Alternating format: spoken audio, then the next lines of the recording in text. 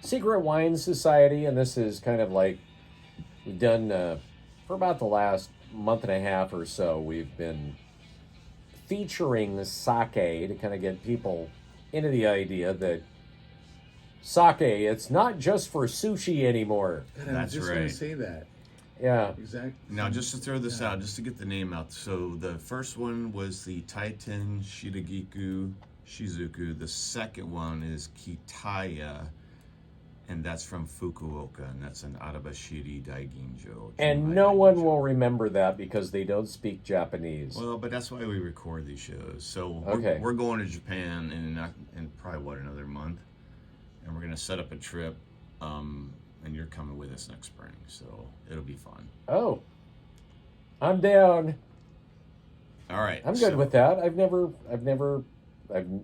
been to that side of the Pacific. It's great. It's awesome. You'll see. So this next one, I was thinking of Rob when we picked this one out. It's called Lady Killer, and it's in a short bottle. Yes.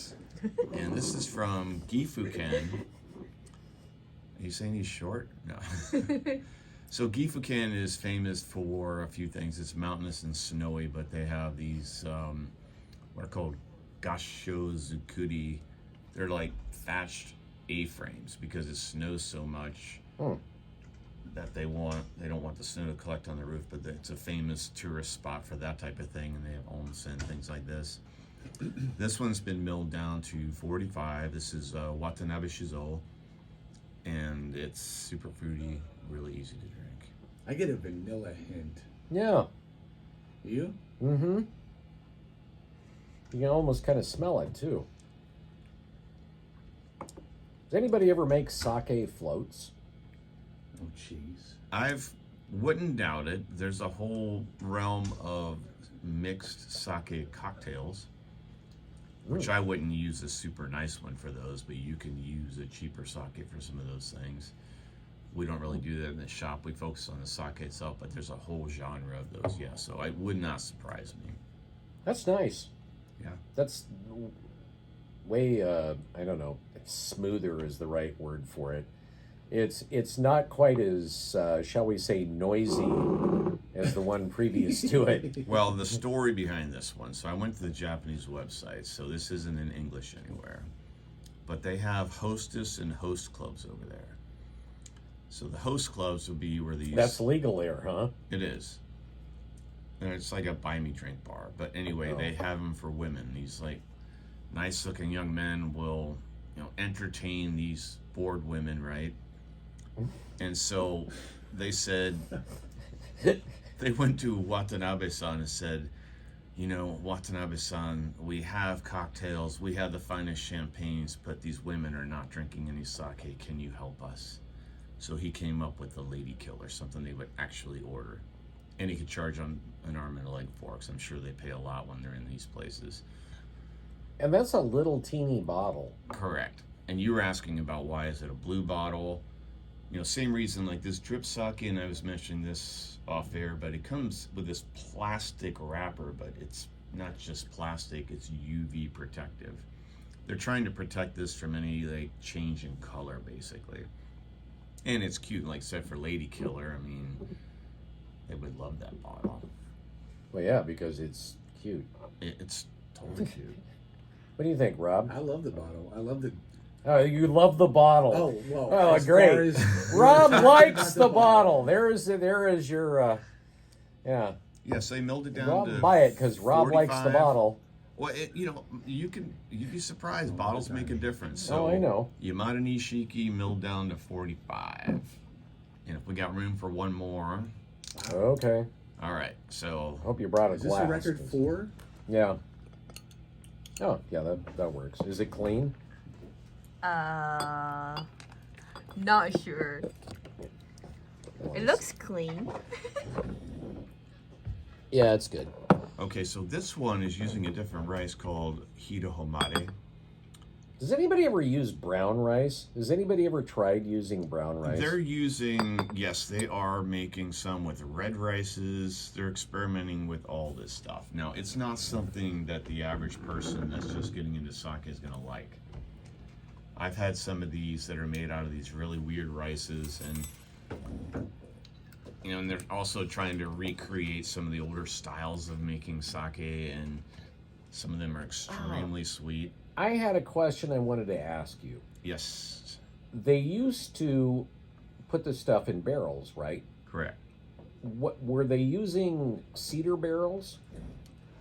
We call it Japanese cedar, but it's actually it's actually a cypress.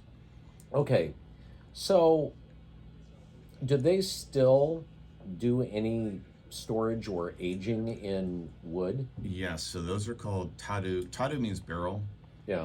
and sake, but there's a phonetic change. So they'll say tadu sake.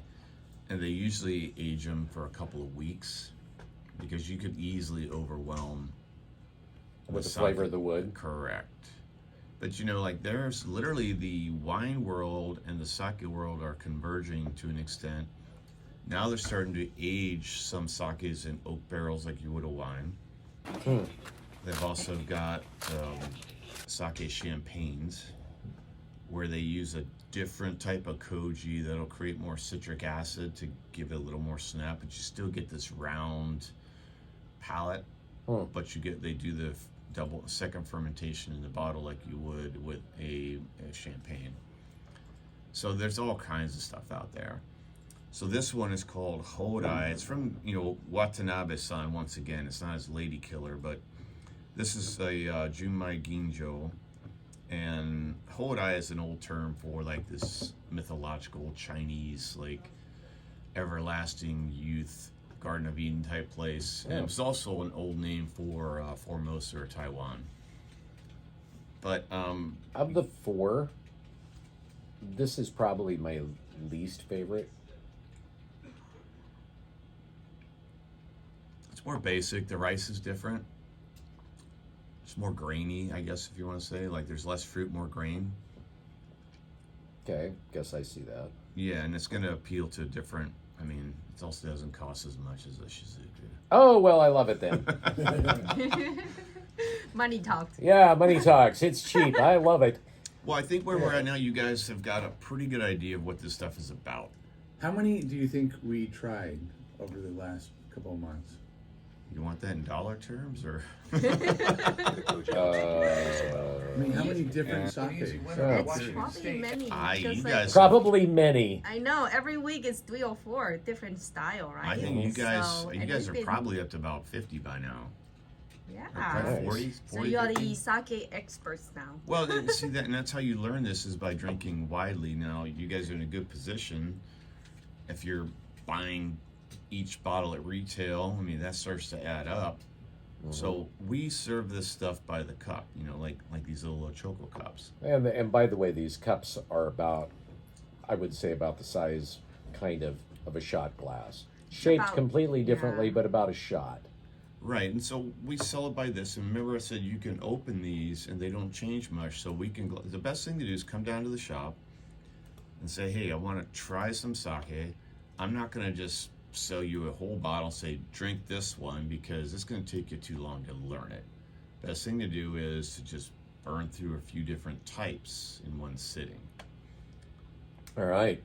So if you want to do that this weekend, the Secret Wine Society is open. What are your hours, briefly?